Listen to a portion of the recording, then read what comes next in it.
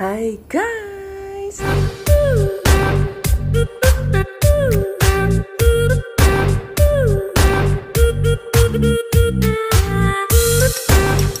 Hi guys! Hi people!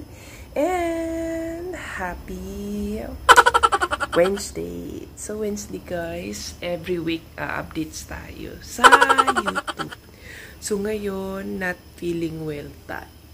Pero not feeling well na okay konti. Kunti na lang siya, kunting okay.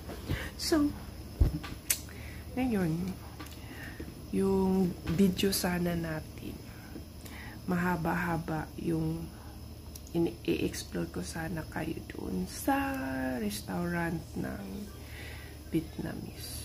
Grabe.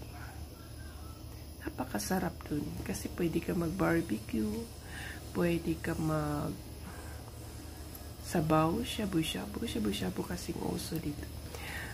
Ano ba ang shabu-shabu? Shabu-shabu is galing daw yan siya sa words ng originally galing sa Japan. So, hanggang naging international. Yun lang yung naintindihan ko sa binabasa. Then, sobrang haggard natin ngayon, guys. Oh, no. So, by the way, yung buhok natin ganyan. So, ayun na nga. Hindi ko nakunan. Akala ko, may nakunan, may nabuo na akong video dun. Yun pala, hindi na rin ko. Sayang, sobrang sayang, guys. So, meron naman akong nakuhang kunting video clips to. Maingay si Lola kasi nag-medication siya. Yung lola ko na maya-maya kasi nakalimutan. Maya tanong kasi Alzheimer na, may dementia pa siya. So, ang hirap talaga pag matanda ka na pala. Ay, naku. So, kailangan habang kaya pa nating magtrabaho, lumakad, gumalaw, or kahit ano, kung mag-communicate, stable pa yung isip natin. Kailangan mong alagaan ang sarili, alagaan yung family, di ba? Kasi katulad dito sa lola, ay, iba na yung storya na. Ayan, sige, story tayo, guys. Kasi yung lola, Alzheimer na, dementia pa siya. So, ang hirap. So, yung bunso niyang anak, love na love. Actually, love naman siya ng mga anak. 5 kasi yung anak niya, 5. She have 5 children. So, yung bunso niya, ang pinaka-favorite niya. Siyempre naman, bunso, di ba? Bunso eh. So, favorite mo talaga. Then, ayun, inalagaan siya. And, gustong-gusto niya yung anak ko niya na bunso. Yun ang mag-alaga sa kanya. So, tayo is assistant na lang. Salamat naman naging assistant. Pero, ang pagiging assistant natin, guys, sobrang hirap. Parang 6 hours lang yung tulog ko. And then, makakatulog ka man, konti lang. Kasi, iniisip mo. Pag iniisip mo yung trabaho, maya yung tulog mo, parang nakaidlip ka lang ng tulog, parang naisip mo na, uy, parang nakatulog ako ng 1 hour. Pero hindi pala parang ano lang yun, 1 minute lang. So, sobrang hirap talaga. Kasi pag upload talaga, trabaho ang isipin. Diyos. So, ayun na nga yung istorya ko. Ay, naku, kahit ano na ang istorya ko. So, yun na guys. Yung pinunta namin yung Vietnamese na restaurant. Yung Vietnamese na restaurant, di ba? Ay, nako. Sobrang sarap dun. May balut pa dun. Wow! Ay, sobrang sarap ng balut.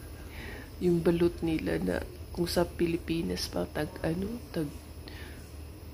kung noon ha, kasi ngayon hindi ko na alam ang presyo ng balut kung magkano.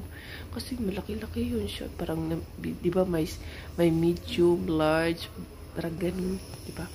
Yun siguro nasa ano yun siya, guys. Mga 20, 25, something good.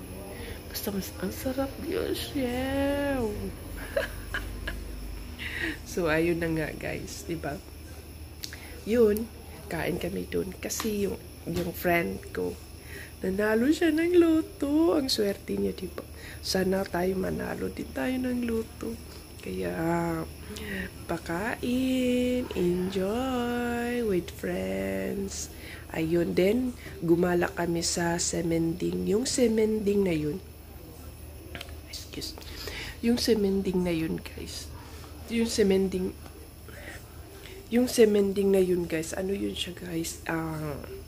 Well-known na lugar as a traveler, as a tourist ka. So, kailangan mong pumunta sa semending kasi maraming mga pagkain doon. Mga street foods. Mga ganun, street foods, marami.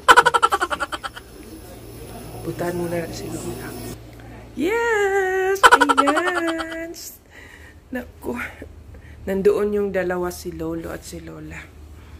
Tulog pa, pero mayang gabi. Grabe. Parang, ay naku. Parang gusto ko nang umuwi na lang ng Pilipinas. Ay naku.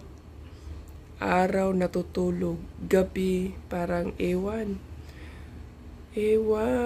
Anong oras na naman sila matutulog? Tulog, mga 1 hour. Mamaya-maya, gising, 3 hours.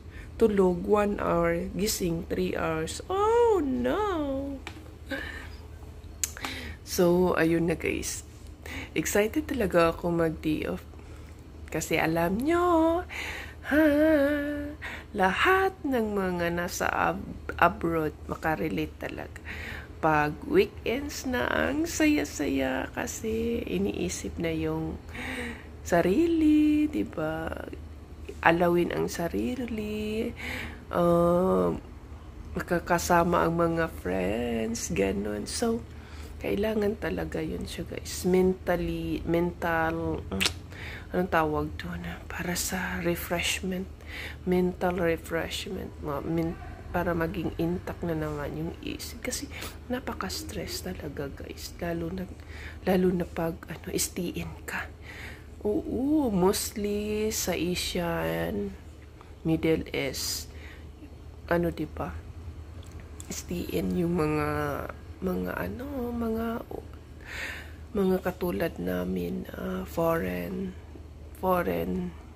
overseas worker. Yun na yun, OFW. Foreign Overseas Worker. So, yun. Diba? Ako, caretaker ako. So, mahirap din kasi istiin. Unlike sa Europe, diba? Europe area, South, North America. Ang trabaho dyan, istiin sila, diba? So, 8 hours.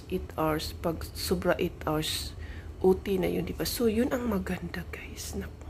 Ang sarap kayang pumunta dyan or puntahan yung mga ganyan na lugar, no? Yung magtrabaho ka ng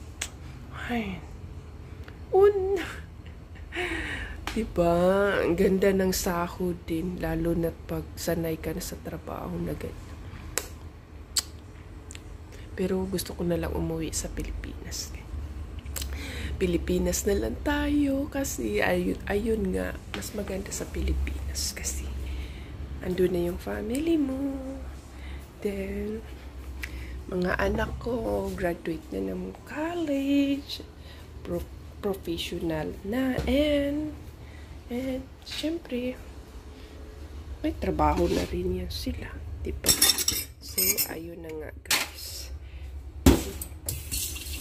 Yun na nga guys, pinubat. Gusto ko sana magkape. Kape tayo guys.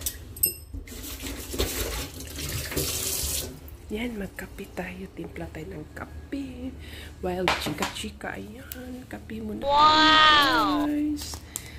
Yes, magkape tayo. Kape pa more. Yan, kape tayo guys. So, masarap man mag-abroad. Kailangan pang mag-abroad ka, yung isip mo is decidido talaga ang sarili. Isip mo is nakainta kasi hindi mo alam yung pwede mong makatrabaho yung mga kasama mo, diba? Magiging amo mo, anong mga ugali, minsan hindi natin maintindihan, minsan iwan, minsan ay nako, diba? Kaya pag Pilipino ka, nag-abroad ka, yung pride mo, iwan mo na lang sa Pinas kasi kailangan sa abroad no pride. Kung may pride naman, doon na lang sa sarili mo ang pride. Kasi pag sa trabaho ka, ma-pride ka. Baka one month ka lang, wala ka ng trabaho. Ayan siya, guys. Wow! Hindi ko alam anong niluto. Parang carbonara siya.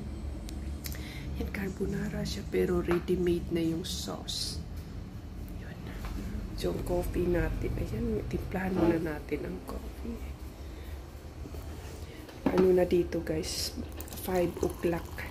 5 o'clock na ngayon dito. Ayan, coffee pa more.